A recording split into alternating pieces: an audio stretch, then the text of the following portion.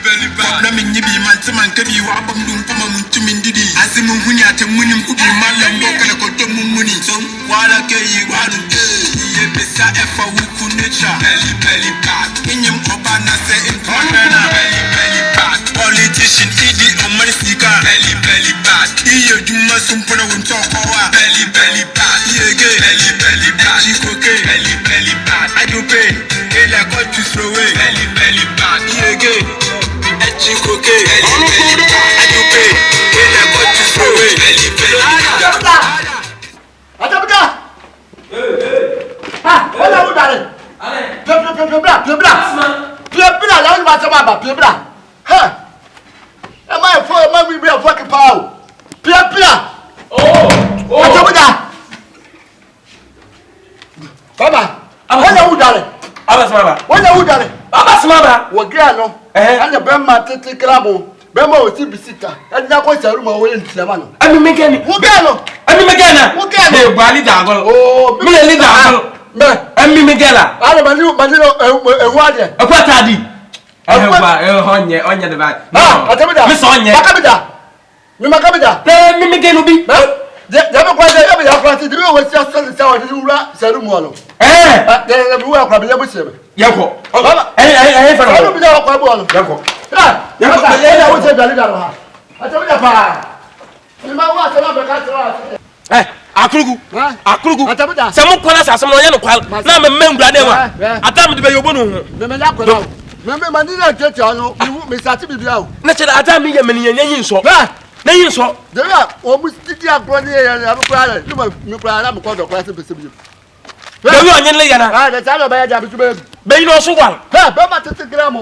What's the visit? Criminal, no one. Or so well. My house. You.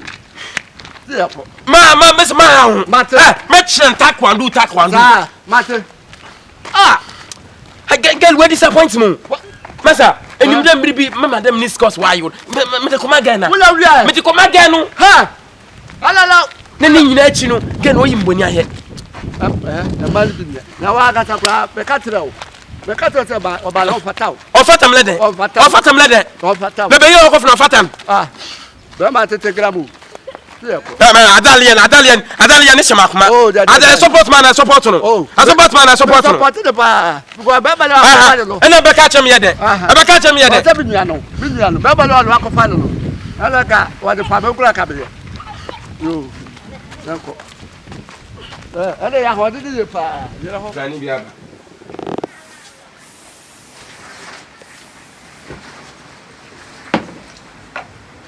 Wow.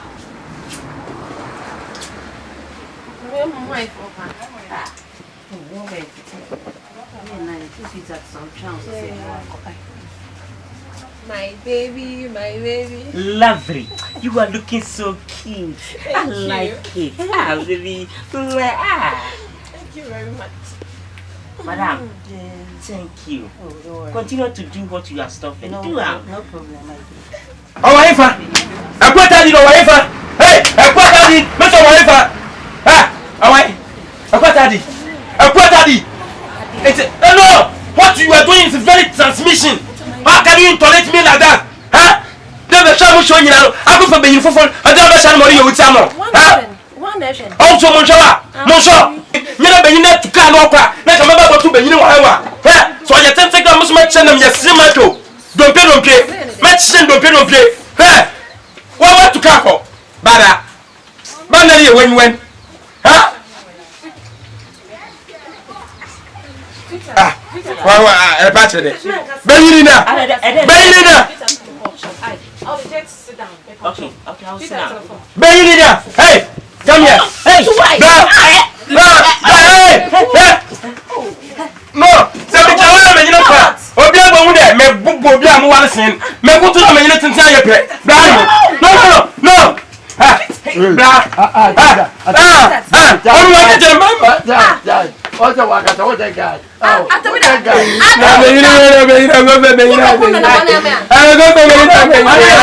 One style.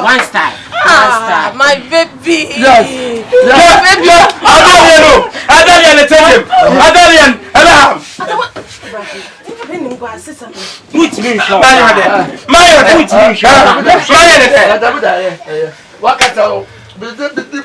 that guy, Oba, I'm not for sure. I'm not doing a workshop with my man. Read your son, put it my I'm that woofing. I'm moving. Hey, Atemuda.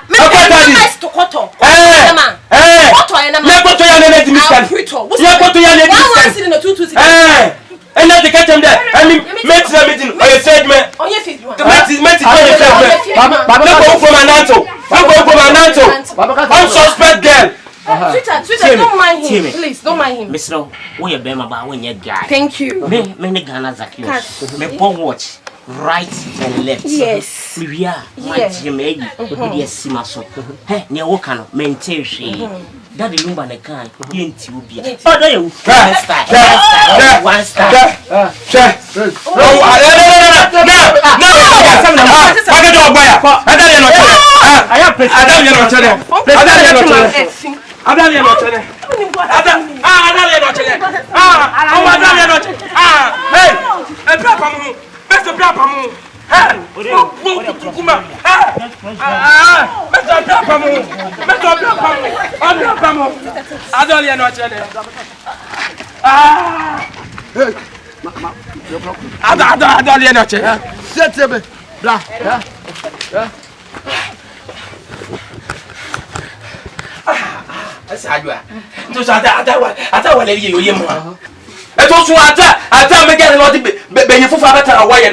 And so why can't you man? What I can't jump? From what?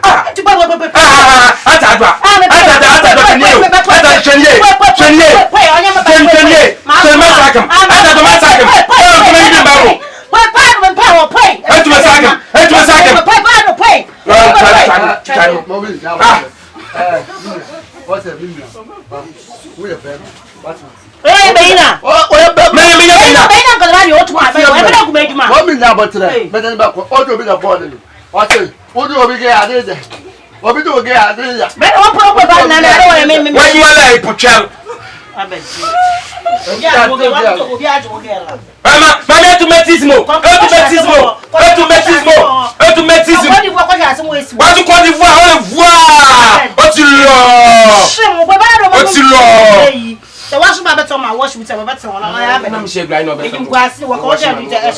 Wash my man. What's some? Hey, what's up, Bacala? Oh, you won't see you. Next time you wait to me, you came out that you know the batter. Better next time you wait to me. That's all I'm going to win and then I can see baby. I bet see. Wobble. Oh, sure. What I tell you, that's not what I was. My man took it. I tell you, maybe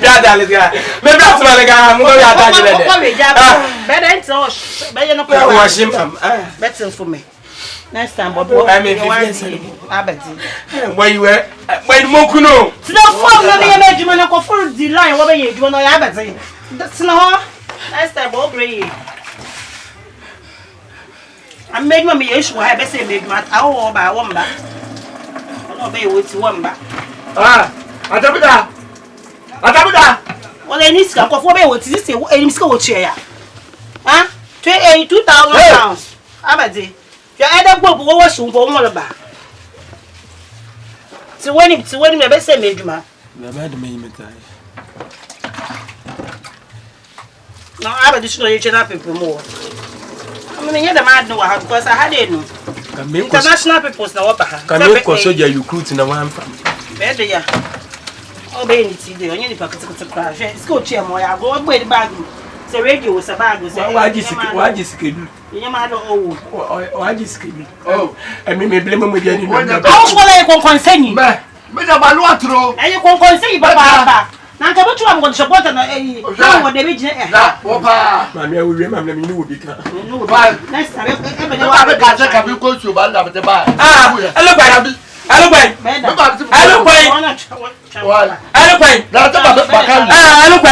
Madame Yansen Bokon said, "More watch me to the way."